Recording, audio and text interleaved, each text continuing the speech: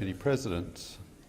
I rise to speak to the Fair Work Amendment Repeal of 4 Yearly Reviews and Other Measures Bill 2017.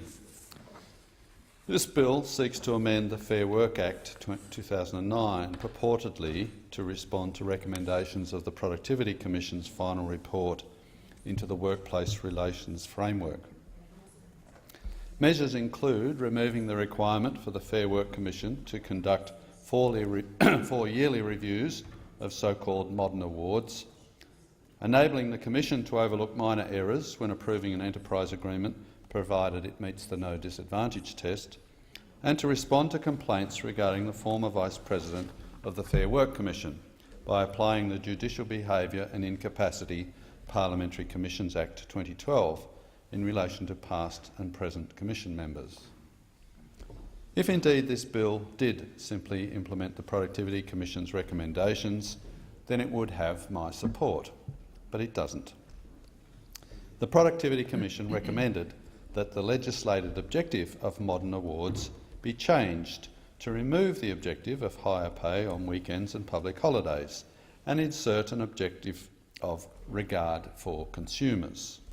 If this were done, the Productivity Commission said, modern awards would only need to be reviewed as necessary, rather than at set 4 yearly intervals.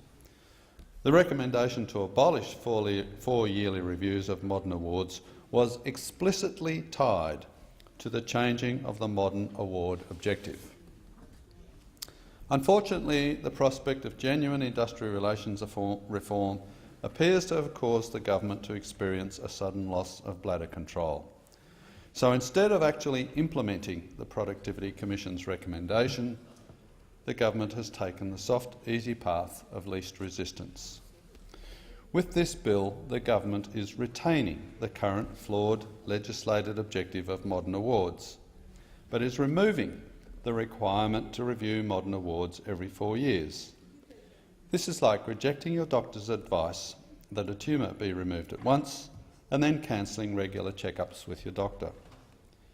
In the absence of changes to the objective, there is no value in changing the review requirement. In fact, there is a positive disadvantage. Retaining these reviews provides an opportunity to reduce the obligations in the awards and to promote employment. This bill increases the likelihood that job-destroying modern awards will be retained and actually runs counter to the whole intent of the Productivity Commission recommendation. Accordingly, the Liberal Democrats cannot support this relic of the original recommendation to simply remove the 4-year modern award review requirement as though this were a meaningful improvement. This Fair Work Amendment Bill also has provisions to allow parliamentary commissions, which currently investigate judicial behaviour, to investigate misbehaviour by a member of the Fair Work Commission.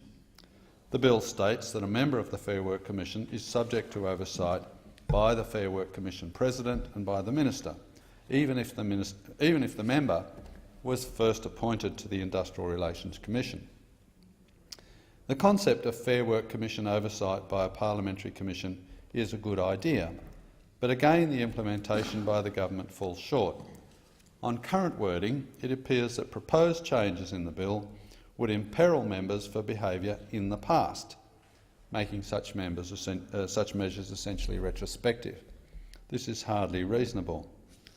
However, one Productivity Commission recommendation did manage to sneak into the bill without being gelded.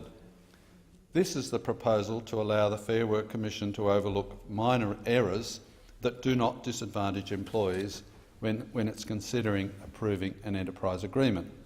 This is at least a good change. In summary, however, with 2 out of 3 of its provisions proving to be clangers, this bill does not represent serious industrial relations reform and is largely form dressed up as substance. Since the Liberal Democrats are committed to real labour market deregulation rather than a cardboard cutout of reform attached to a tricycle, I will therefore be opposing this bill.